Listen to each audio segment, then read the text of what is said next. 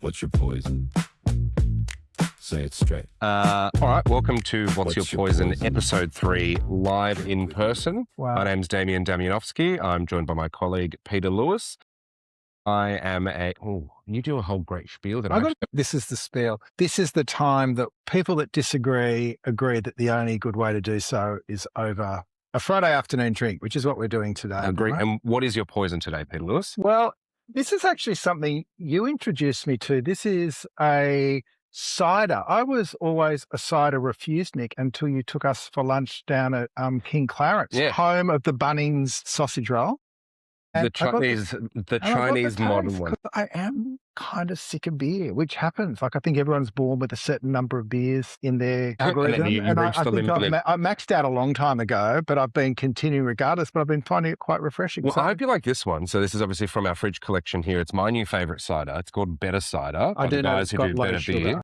Well, this one's got very little sugar in it, which is why it's really nice and refreshing. So it's quite nice.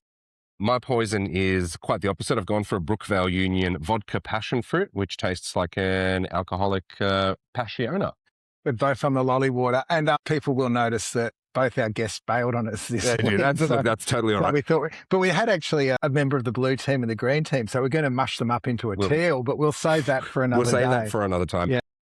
I don't know if you want to run us through some of the interesting things that happened this week. Obviously, we've had Mark Butler up at the press club doing some stuff. We had Hasty at the Menzies Centre down in Melbourne, which is not the Menzies Research Centre, it's the Menzies Institute. Kind of interesting set piece speeches are back in vogue. It's kind of like the antidote to slopinion. Like no one's reading op-eds anymore. Thank you, Klaus. And tweets don't go anywhere either. So long considered speeches are starting. I think there's a correlation between the death of Twitter and the rise of these speeches and these op-eds. And I think also the death of Twitter has led to the rise of the Substack, which I'm loving.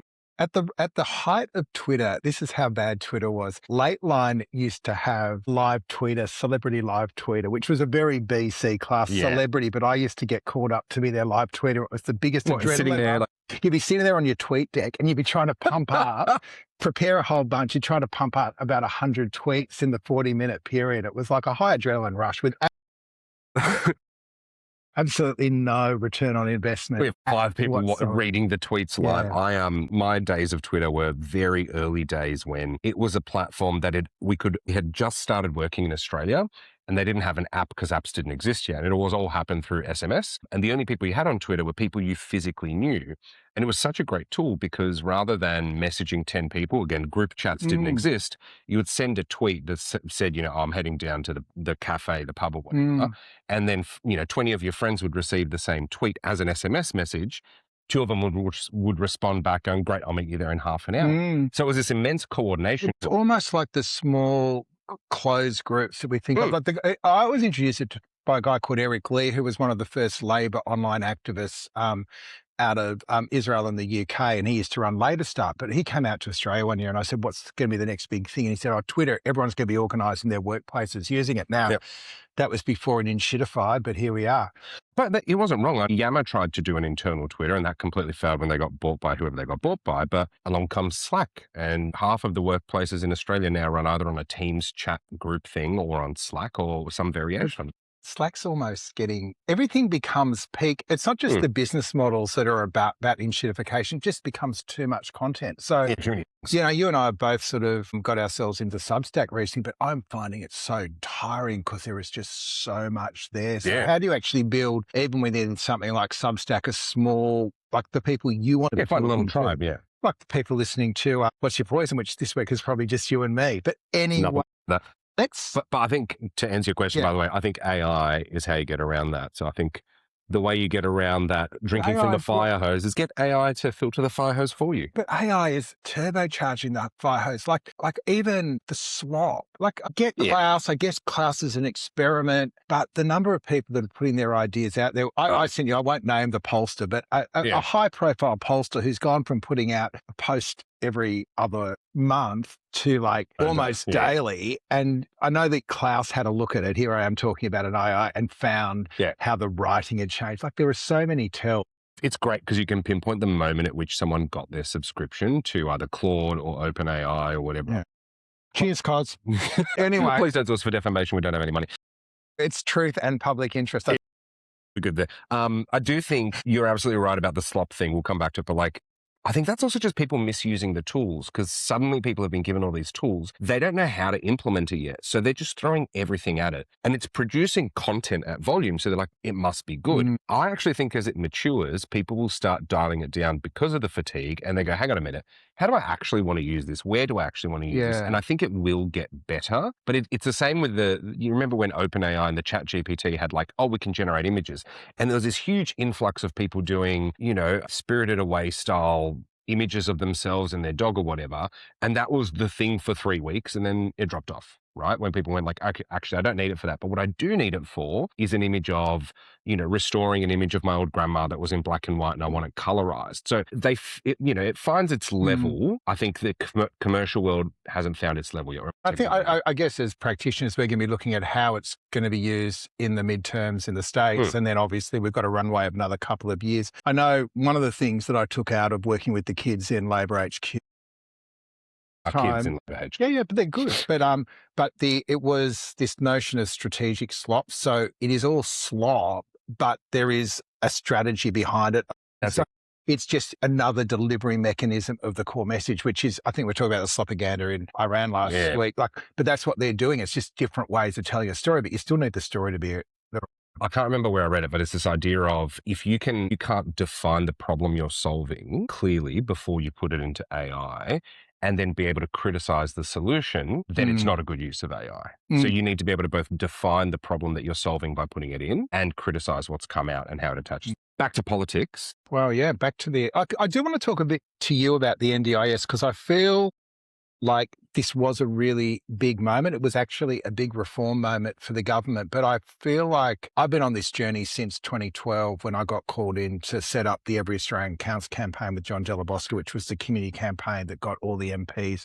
The only MP that would not sign the pledge at the time, Joe Hockey, because he was poised to be the next treasurer and he didn't want to see what was coming around the road. So let me just step this through, but interrupt for clarification, but also if you feel like I'm pushing too hard on bullshit. So the first thing about the NDIS was that it came out of Kevin Rudd's, remember his 2020 summit? Yeah. And it was an idea that Bill Shorten was pushing, the National Disability Insurance Scheme. It was a big idea. And they put it through the Productivity Commission. The dirty secret of the NDIS was it's a voucher system. So they went from a system where states had delivered services on a ration basis because they've only got so many services to one where if you pass the threshold, then you get a plan and you are in control. So in terms, it was more like in reality, it was more the sort of policy you'd expect to come from your side of politics than mine.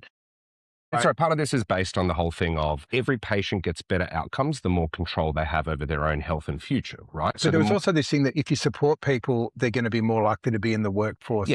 So a few things. So one of the problems was that it became Gillard's legacy piece. So they knew, because once, everyone knew that they were not going to win in 2013. Yep. And so she was desperate to get her legacy piece up and they sold it to the states with the most terrible deal. They said, we'll take all the risk. If it blows up, the feds will pick up the upside. The states cap their liability. Not only that, but then the feds said, we'll take disabilities. All the states, you couldn't see the disability services being wound down for the dust. Like they just closed down community transport. They closed down all these different departments that have been delivering the systemic ration support and they replaced it with the market. But then you guys came in, Mitch Fifield, I think, was the minister, and they were bringing this massive scheme, but they had a staffing freeze, so they couldn't hire anyone. So they didn't actually bring in anyone to run it, and everything became outsourced. And so you created a market. This is where they didn't have registration of providers. This is where you get the dodgy operators starting to introduce and go, hang on, there's some buckets of tens of billions. But even the non-dodgy, they've all got business. If you're setting up a business where your job is to not just get people accredited to be in the NDIS, but then deliver services, which is particularly what's happened with those sort of neurodiverse, like whatever you want to call it, ADHD, whatever you and I have got.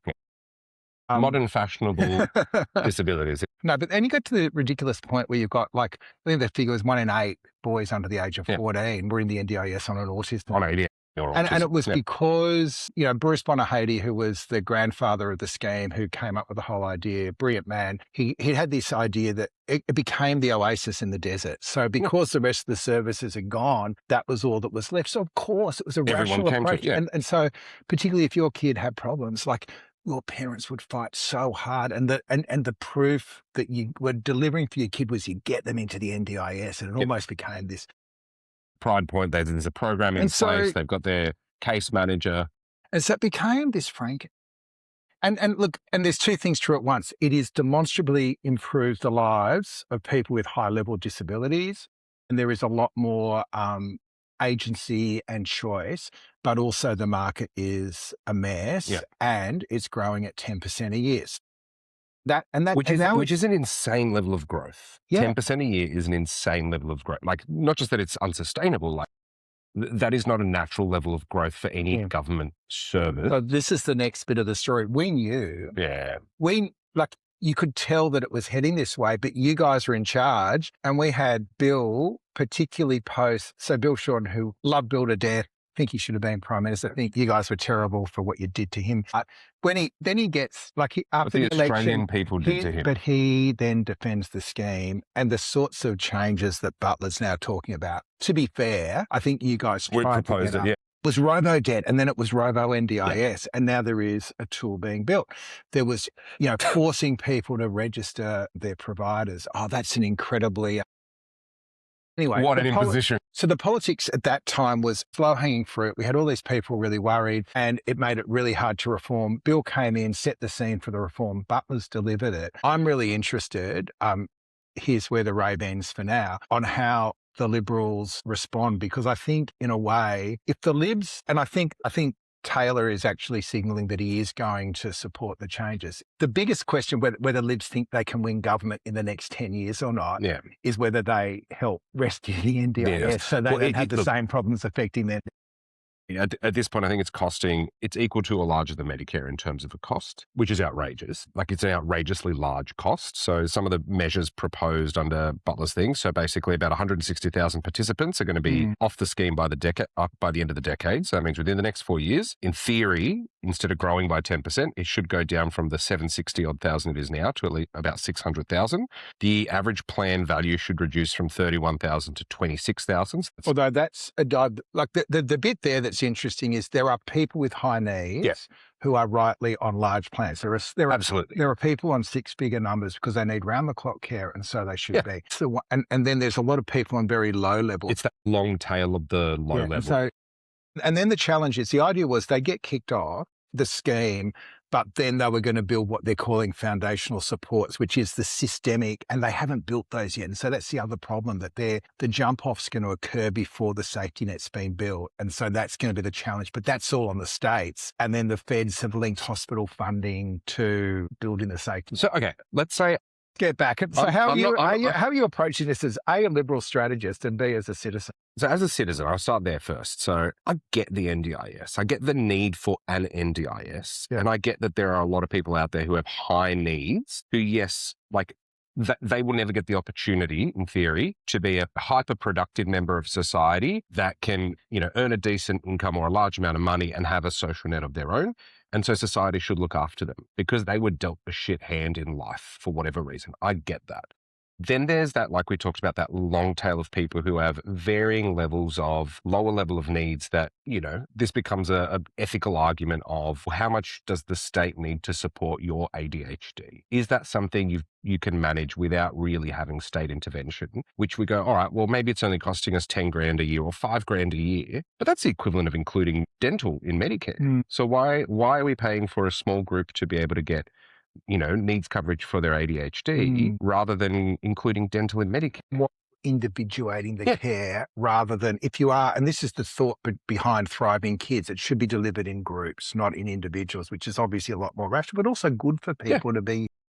But then you get down that hairy road of like, right, well, where do you cut it off? Like, are you, is it okay to be on the NDIS if you have lost both legs, but not if you've lost one leg? Or if it's below the knee, it doesn't count, but it's above the knee. So you have to start drawing these arbitrary lines. And normally that will just be a bit of equipment to support you, maybe a one-off payment. And I always get, where I start to get suspicious is who draws those lines and how they review where those lines are drawn. And who I never trust to draw those lines is a bureaucrat in Canberra. I will never trust a bureaucrat in Canberra to make a decision on behalf of the Australian people. One, because they live in Canberra, right? So that is the bubble of their life. Cul-de-sacs. So it's the cul-de-sacs and the roundabouts. No, but these are people who are, for the most part, obviously massively generalizing, but these are not people who are exposed to, the wide tapestry that is Australia. They live in the biggest bubble, Canberra, within the bubble state of the ACT, within the bubble that is Australia. Like, you are so far down the rabbit hole at that point that I think you are divorced from the reality of, okay, well, this is... The NDIS is disaggregated, like they've got offices around the country. That's service delivery. That's not policy making and decision making. That's out of the realm. No, but they're making decisions. They're making the decisions in Woden. They're making the decisions in Turner. What about the politics of it, though? So, how would you be playing this from the Libs at the moment? Because I feel like they rightly feel like you did us. Like, why? I would expect Angus to go and team to go hard on it.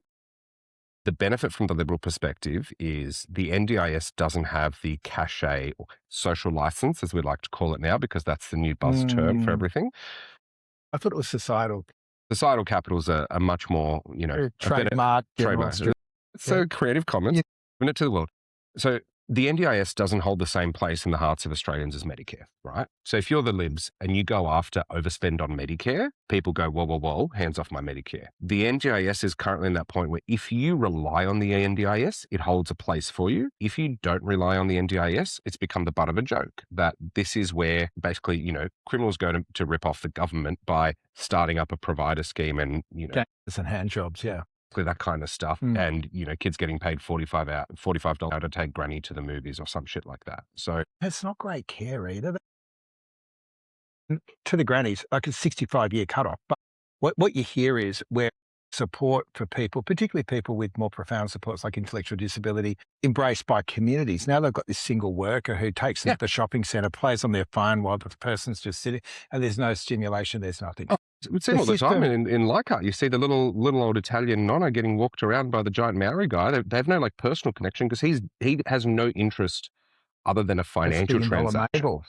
Which is because the other thing is Uber's come into the sector. So, or the Uber model. The Uber model, The Uber model. Let's not. Uber's responsible for many bad things as well, but not this. I think the politics is going to be interesting. I think there's going to be lots of justifiable stories of people that are losing something, and the government is spending its political capital on that. But in terms of an ROI on political capital, to I think it's like $50 billion. It's a huge. It is probably worth the risk at this stage. Look, this is the political calculations of, is it worth trying to salvage the NDIS, or is it a case of going, you know what, if you're in the Liberal boat, going, what we should be doing is killing the NDIS, starting again and building a good system. You hate disabled people. I knew it. But that's what's going to happen.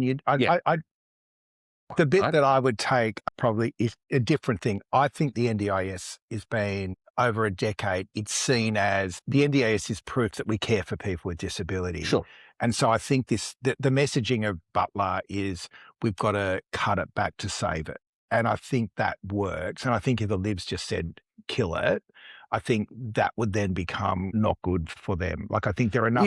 Look, I don't disagree with that, other than depends on how you frame the kill it, right? Like, if you can introduce a better alternative option, which is actually, instead of the NDIS, we're going to do a, medium to high needs program, because the NDIS was doomed from the start. It was poorly designed, and we now have a decade's worth of evidence of how bad it is. Another example of Labor overreaching in government and creating services that are unsustainable. They're about to do it to childcare, them doing it with the NDIS.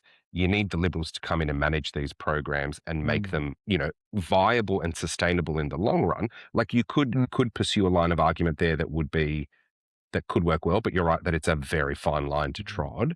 I have a feeling at the moment that doesn't matter what Butler or anyone else does, these programs are just going to continue to blow out. There's going to be more shit in closets of dodgy providers doing really dodgy stuff. Those stories are going to keep coming out, and they're going to overshadow any changes that are being made.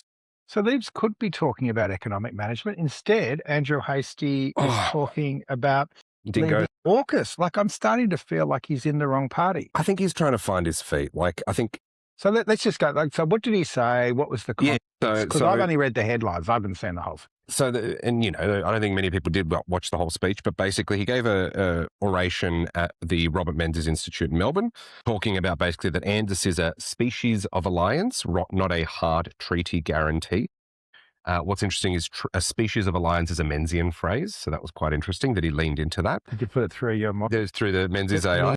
And the idea that each country meets his common danger in accordance with its constitutional process, right? So it's a caveat that he's attaching to it, which is interesting. I thought the colouring of the eagle and the dingo as the analogies for the US and Australia. So the US is the eagle and Australia is the dingo was very fascinating. It's interesting, revealing as well. It's very, very revealing. It's a dingo, you can almost see the resemblance. There's very scrappy. But I think the idea that he kind of put forward is that the relationship is very transactional rather than sentimental is really interesting. It's really Trump. Just the US-Australia alliance is basically transactional, which I think is one of those things that we kind of all know, but goes unspoken, is we go into these wars with the US on the hope that if anything ever happens to us, they would step in. Right. And that's something that's essentially yet to be properly proven outside of like World War I and World War II, but I argue how that actually fell out. But the idea is that we step in almost blindly because the expectation is that that's returned. So it's a highly transactional relationship. We're not doing it for some sentimental reasons that we have these like deep cultural ties to the US. So I thought it was really interesting that he brought that. But I think the line that really landed is we forgot the hard lessons of war and outsourced our security to the United States. So we need more dingo to balance the eagle. I'm with you, Hasty.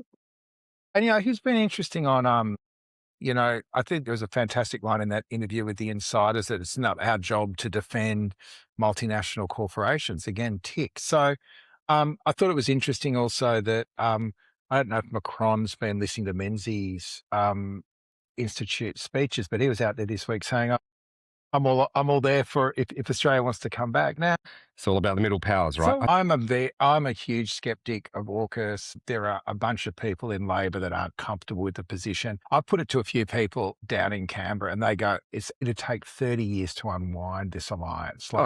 It's so locked in, and there's so much. But maybe it's not a binary thing either. Like, we're in this interesting position where our biggest economic partner is China, not America. Yeah. My personal view is with the different models of AI coming out, the Chinese model is much more attractive in that it's small models dispersed, used less energy, whereas America's a whole centralized bit. Take away the technological element. Take away the state, the role of the state in terms of a model of the technology developing. It's much more aligned with the interests of a middle power that's trying to build its own. But I think part of the point is like, we want to be able to have a foot in each lane, right? That's the whole idea is. And is AUKUS, it's pretty hard to straddle AUKUS and China. France would have been easier to sort of. Maybe, but if you're going to. Defense, offense. And what are we defending from? Like we're defending from, if you listen to Miles and everything, our main defense is to protect our supply chain. Yeah. Who's buggered up our supply chains? It hasn't been China. No. Yet. Iran. Look, back to Hasty for 1 minute. So I think your average person is not watching Hasty speeches, and your average person is probably skipping over the articles about Hasty speeches in whatever their news outlet is. Clearly what he's doing is testing lines that are designed for leadership, right? He's testing positioning, he's finding positionings that land. Is anyone doing research for him, do you reckon? Hi, you're on. Look, I wouldn't be surprised if he's getting his own polling done outside of the party mechanisms. I don't know for a fact, but I wouldn't be surprised. Yeah. But he's clearly testing some positions to see how they land. And I think he's increasingly finding a sympathetic audience. Like he started in a very far right position on a lot of issues, and he's slowly moving himself to where's the furthest left of that right that he feels comfortable that he can genuinely occupy, and gets people going, you should be leading because you've got some clever ideas about X, Y, and Z, and you're saying something different to the other party that's in power, right? So instead of getting the sameness that you usually get with Labor and Liberal, you start hearing some messages that you go, that's a bit different, that's a bit interesting, and you just perk up. Actually also on a unity ticket with GetUp in terms of the attack on, if you look at this as an attack on One Nation, because GetUp's doing all these things about how close Hanson is to Trump. It's like they're doing a whole thing down in the Farrell by-election, right? So it's interesting seeing Hasty again saying, and so you can see if he's playing a game of chess, the first bit is to call that out and the next bit is to tie one nation to Gina to Trump, which is pretty easy to do because you got all the pictures. So maybe there's a longer game here as well. Look, I think the biggest thing about the hasty speech is there's actually a lot more interesting stuff in there than was, like, it deserved more news coverage than it got. The thing that's interesting about Hastie's speech was he also obviously talked about defense capability a lot, which ties in really well to, if people remember, he did this like Australian manufacturing thing where he, tried to look sexy in front of an old car and all that kind of thing. This speech kind of started to land it because he tied in his current portfolio around sovereign capability with, basically, we need to make more shit here. Right? We need to make more defense-related things here, which I think ties his great loves of Australian manufacturing together with Australian defense. Sounds like future made in Australia. Well, yeah, if it can be delivered, right? So, and this is the whole idea of we should be making drones, we should be making anti-drone technology. What's our version of, Iron Dome, Star Wars, all that kind of stuff. This is things that Australians don't think about, right? Australians don't think about our defense manufacturing capability or our defense industry.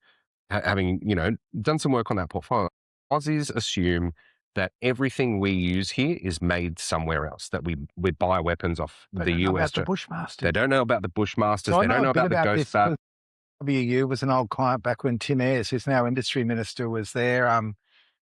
Their state secretary he's gone a long way, Tim. But so he's been really committed to this idea for a long time. And again, it feels like, I don't know your view on future made in Australia, and I think it's still a slogan as much. That was exactly my view. It's a great slogan. You got to flesh it out. But where is the future made in Australia? At the moment, it's ensuring Whyalla doesn't shut down, which is a good thing. But sure.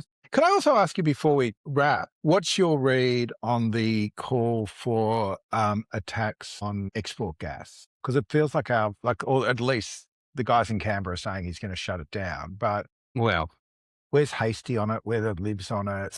I mean, look, I think the Libs have pretty clear position on it, which is don't, right? There's a couple of outliers on it who are kind of trying to go. Even though it seems like a rubbish deal from the cheap seat. Well, look, it depends who you ask, and it depends on whether it's a windfall type, mark it up, and then sell it back to us at a higher price. So in theory, yes, but the thing is that these aren't, like, getting the gas out of the ground is not a cheap operation, and it's not a quick operation, right? So you got to convince a company to come in to spend, hundreds of millions of dollars building infrastructure that they then need to sell for the next 10 to 20 years. You need to lock in the conditions for that next to 10 to 20 years because they recover over that period of time. They employ people, blah, blah, blah, blah, blah, blah, blah. Is it okay to halfway through that change the deal on them and go, actually, we're going to start charging you more or taxing you more, or now you're going to pay this, that, the other royalty on it. Now, if this were any other topic and we were saying, you know what, we're going to suddenly switch off negative gearing for everyone, and you go, hang on a minute, all these people made their investment decisions 5 years ago based on the tax conditions that were set then, you'd be outraged. But because it's a multinational gas company, we feel like it's okay to be like, oh, well, fuck them. They don't really matter. So what do the Libs do? I don't think there's... I don't think that... I don't think that the Libs are going to go in there calling for an increase to the PRRT, the Petroleum Resource Rent Tax, anytime soon. I don't know why Pauline... I don't know what her calculations are other than pure populism. It also feels like the gas is our main leverage for guaranteeing petrol supply. Yeah. That's probably what it's a bargaining. That's what Albo's been and flying around Asia. But it's 100%, it is our bargaining chip, and it's 100% the reason why Albo's not going to increase the PRRT or introduce a gas windfall tax, because it's literally one of the only immediate bargaining chips we have with people like Malaysia, into all these like oil producing countries, because we just don't have a lot of oil in Australia, and the oil we do have is really hard to get at. It's really expensive to get to. We've got gas, and we've got a fuck ton of gas, and we've got all these facilities to liquefy it and ship it offshore because people invested billions of dollars building it. What we don't want is those companies to pack up and go, you know what? And it's not just the cost increase, it changes their posture towards us, because they go, you're not a reliable trading partner, you're not a reliable government, because you could change your mind with a change of government. So we don't want to do business with you. We're going to do business over here where we know whoever the Qataris, the Norwegians, the Danish, whoever we... If you get it out of Qatar at the moment, but yeah. The Norwegians But at least the people who went in there knew the conditions and they haven't changed. That's fair. And that's the whole. My broader thing on gas is, so on the left, we've been pushing for a long time that gas is coal's like slightly less dirty brother and trying to sort of phase out gas. I think this embeds gas, like this crisis, because gas is going to be so central to Australia's. But you know what embeds gas? It's the fact that no one wants to pay stupid amounts of money for electricity. And there's some process you still can't do with a solar panel or a wind farm. And I'm not you know me, I'm not an anti, let's do everything we can to fix the planet guy. I'm a genuine, greenhouse effect is real. We should be doing what we can. But you give consumers the choice and you say, hey, look, we're either going to burn some coal and it's going to cost you, 10 cents a kilowatt hour. You can wait 10 years and you'll get to pay 12 cents a kilowatt hour for solar. They're going to keep buying the coal, and they do. I also think the gas industry is still benefiting from an advertising campaign almost before you were born from the 80s, which were these dancers in blue leotards doing the natural gas. And so they still, and you see the industry always, it's natural, but unlike natural coal. But what is the solution here? We've been hearing about this energy transition for 2 decades, since Rudd, right? So since 2007. You guys keep getting into power and slowing it down. Like you guys put all these speed humps on, so yes, there was a market mechanism to make it work in 2013. Abbott killed that. Malcolm gave it a try. Your guy came in, slowed it down again. Yes, but when you say slowed it down, well, a decade is a long time. But how are we slowing it down? Because the argument from the Labor side to make it happen, you made it harder to make, and it's kind of happening already. But I agree at a slow pace. But I also think your favorite technology is going to totally distort the whole energy market as well, with all the sucking energy out of the grid. And so that's something for another day, I reckon. But are you an anti-nuclear guy? I was politicized in the nuclear disarmament party. My first vote was for Pete Garrett for the Senate. But explain the anti-nuclear thing to me. This, I've never understood why, even at the election when, it was floated up as a lead balloon by Ted O'Brien, I didn't understand why Albo didn't come forward and go, yep, we're going to include it as part of the mix and we're going to do an evaluation on the viability of nuclear, park it and say, yep, we're going to spend the next 5 years doing evaluation on nuclear in Australia. So why wouldn't you just take the air out of the sails on that? The first part is for people I'm 20 years older than you, right? So for people of my generation, brought up under the shadow of the bomb, nuclear was an incredibly dangerous technology. 20 years before I was born, millions of people killed through, nuclear weapons. The second part of it, though, is I think that it's always been the case in Australia. It's just, we've seen meltdowns in different parts of the world. And so there's been this sense it is a bit like, AGI. It's a form of technology that no one quite knows what the end game is. The half-life of nuke is a long time, everything. And it's like, if you live in a country like Australia with wind and solar, why wouldn't you bet on that rather than something which by its nature is an unstable source of energy?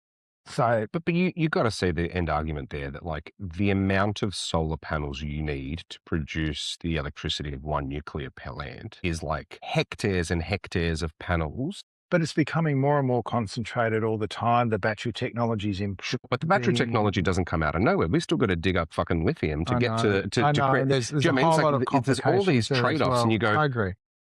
Yes, you're right. There is a meltdown risk of nuclear. We've had a few major nuclear incidents around the world that, one was a triple threat natural disaster in Fukushima. Most of the others were basically poor design or poor maintenance or incompetence. Yeah. The technology's moved on. Uranium is something we're incredibly rich in. And more than that, we have one of the geographically most stable spots on the face of the Earth. Do you remember when Hawke was offering Australia to be the world's nuclear dump in the middle? That was the one moment I thought deeply about it. If the world's going to use it and you were going to put it anywhere and there was an economic dividend, why wouldn't you? But the politics is so hard.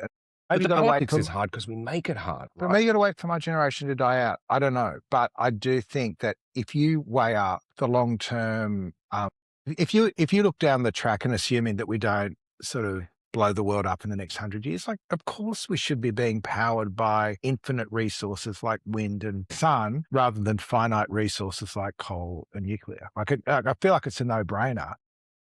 And I tell you what, when the yield of a solar panel or a wind turbine gets closer to the output of a nuclear plant, I'm 100% with you. What I'm saying is we've got to build this stuff because we've got to buy the time. And I don't understand, I don't want to say morally, but I don't understand logically how anyone who is on the left and has climate change as one of their key issues stands up against nuclear. But don't you concede that your side slowed it down for a decade? So it's almost like you're building a straw man saying it's not happening fast enough, even though, particularly under Abbott, you took steps to slow it down. I completely agree. And I disagree with those policy decisions entirely.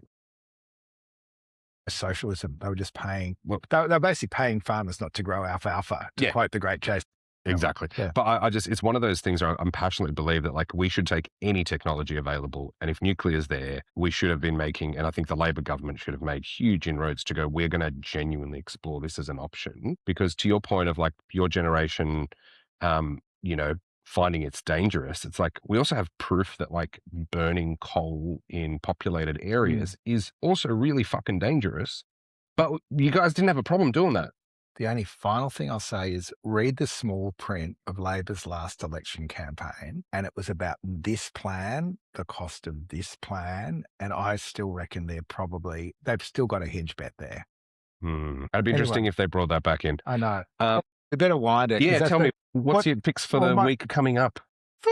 Should we pick? I don't know. So my big thing coming up this week is we're in the field this week with the Guardian Essential Report. So it's the pre-budget one, but I'm really interested in how we're thinking about the economic crisis that's about to hit us. I'm also interested in some of the ideas being floated. So I'm testing everything from, our super profit gas tax to the housing changes to the NDIS cuts. But my weekend reading is Neville Shute's On the Beach, which just strikes me as a potential metaphor for next week's column. So do you know On the Beach? No. So so Neville Shute was a Brit who ended up living in Australia. He wrote this in the late 50s. Basically what happens is it's a pretty depressing book.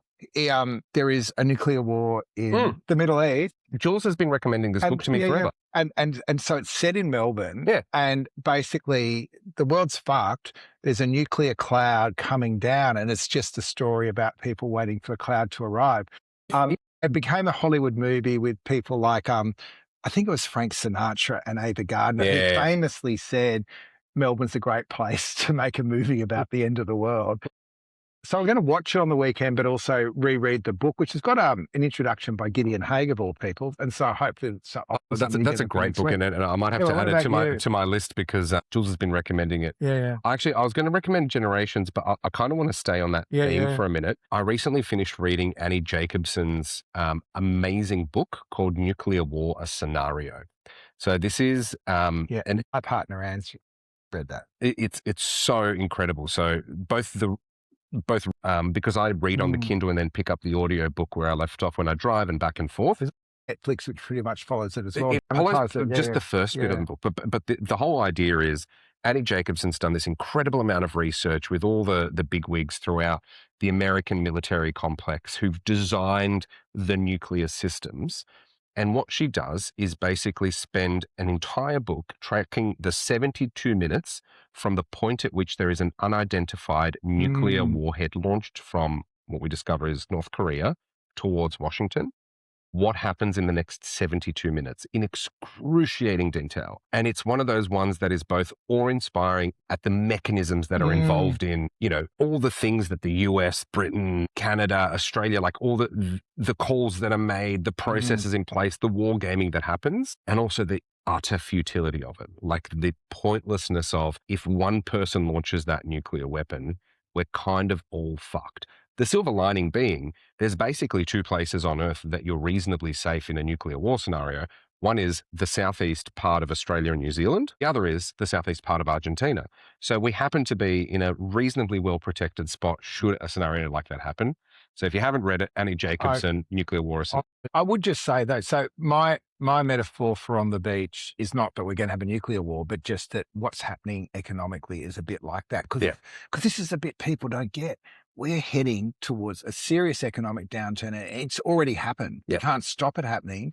And the politics of that, I think we were saying it last week, is very, very different. So is the train's driving itself at this point. I feel like this is going to be the on the beach budget for Jim Chalmers. Like, how do you actually prepare for something you know that's already going to happen? This is one of those buying gold situations where people need to rush off to get some bullion for the trading in the post-economic downturn era. Man, anyway. This was great. We should do some more in-person ones. Thank you. Cheers. In the General Strategic Offices, which is always like the set of madmen circa 1959. We try to keep They would have been reading Neville Shute when it was a new. It would have been a fresh book, hot right? off That's right, the press. And if you are out there listening, have a great Anzac Day. Play some two up, salute the diggers, and enjoy a long weekend if you're in New South Wales. Thank you. Thanks, everyone.